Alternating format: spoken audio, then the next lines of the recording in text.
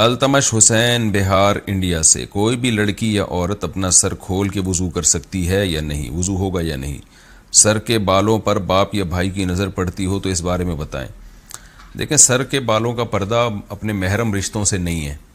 جو بھی محرم رشتے ہیں، باپ بھائی، ان سے عورت کے لیے پردہ فرض نہیں ہے، غیر محرم سے پردہ فرض ہے۔ تو بھائی باپ وغیرہ کے سامنے سر کے بال کھولے جا سکتے ہیں، لیکن افضل یہی ہے کہ نہ کھولے جائیں۔ عام طور پر اچھے خاندانوں میں جن میں حیا زیادہ ہے، عام طور پر ان کی خواتین سر پہ چادر ہی رکھتی ہیں، تو لیکن لازم نہیں ہے۔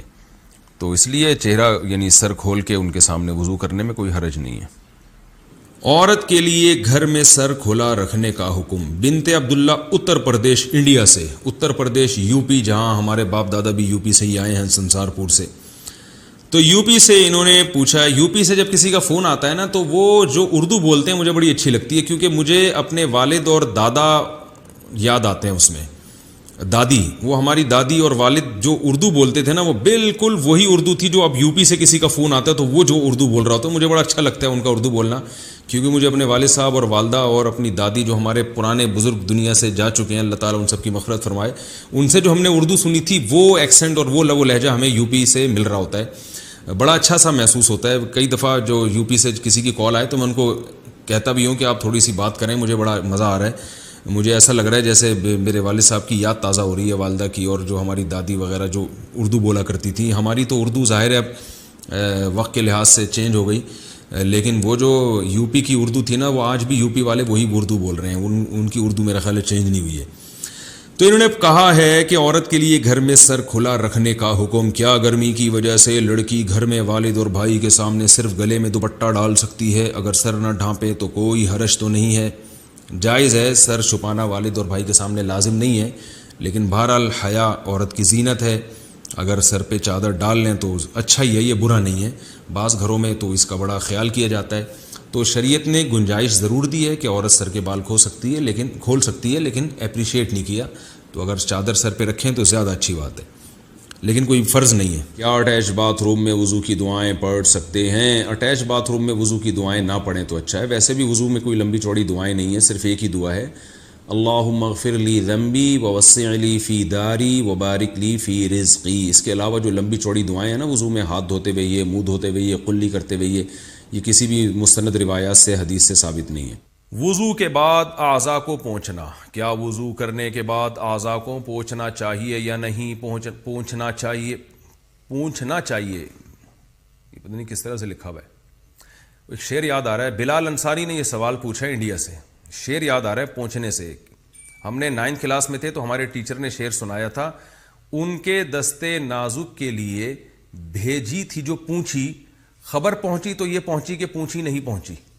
یعنی محبوبہ کے دستے نازک، ان کے نازک ہاتھوں کے لیے جو میں نے پونچھا کی یوں سمجھے کہ چھوٹی سی پونچھے کو جو ہے نا پونچھی کہا جاتا ہے، یہ ہاتھ صاف کرنے کا رومال جسے کہتے ہیں، تو کہتے ہیں میں نے ان کے دستے نازک کے لیے جو رومال بھیجا تھا نا، تو خبر یہ پہنچی کہ وہ رومال نہیں پہنچا، تو اس کو شاعر نے کہا ان کے دستے نازک کے لیے بھیجی تھی جو پونچھی، خبر پہنچی تو یہ پہنچی کہ پونچھی نہیں پہنچی۔ یعنی شاعر بیچارہ جل رہا ہے، کڑ رہا ہے کہ یار وہ رومال بھی نہیں پہنچا۔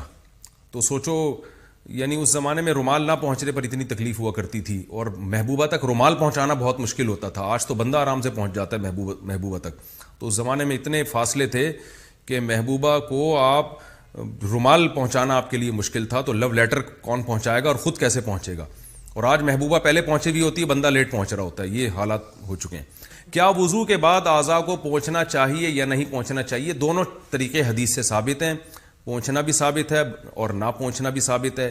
تو بعض علماء کہتے ہیں نہ پونچھنا زیادہ بہتر ہے، اس میں وضو کے آثار دیر تک رہتے ہیں، یعنی وضو کی تازگی زیادہ دیر تک رہتی ہے، لیکن جائز ہے۔ بہرحال الجھن ہوتی ہے، بعض دفعہ نماز میں دل نہیں لگتا، پانی ٹپک رہا ہوتا ہے، تو پونچھ بھی سکتے ہیں، کوئی اتنا بڑا ایشو نہیں ہے۔ تیسری اور چوتھی رکعت میں قراءت کتنی کی جائے؟ فرض نماز اکیلے پڑھی جا رہی ہو تو تیسری اور چوتھی رکعت میں سورہ فاتحہ کے بعد کوئی سورت پڑھی جائے گی یا نہیں پڑھی جائے گی؟ نظام الدین انڈیا سے، نہیں پڑھی جائے گی۔ کسی نے پڑھ لی تو یہ بھی جائز ہے، گناہ نہیں ہے، اور سجدہ سہو واجب نہیں ہوتا، لیکن بہتر یہی ہے کہ سورہ فاتحہ کے بعد رکوع کر لے، کیونکہ فرض کی تیسری اور چوتھی رکعت بس سورہ فاتحہ، اس کے بعد نہیں ہے۔ قضا نمازیں بیٹھ کر پڑھ سکتے ہیں؟ قضا نمازوں کا آسان طریقہ، قضا نمازیں بیٹھ کر پڑھ سکتے ہیں یا نہیں؟ اگر قضا نمازیں کافی زیادہ ہوں تو انہیں پڑھنے کا آسان طریقہ کیا ہے؟ محمد عمران اسلام آباد سے۔ دیکھیے، فرض نماز شرعی عذر کے بغیر بیٹھ کر پڑھنا جائز نہیں ہے۔ اگر پڑھ لی تو نماز ادا نہیں ہوگی، خوب سمجھ لیں، وہ کھڑے ہو کر ہی پڑھنی پڑے گی آپ کو۔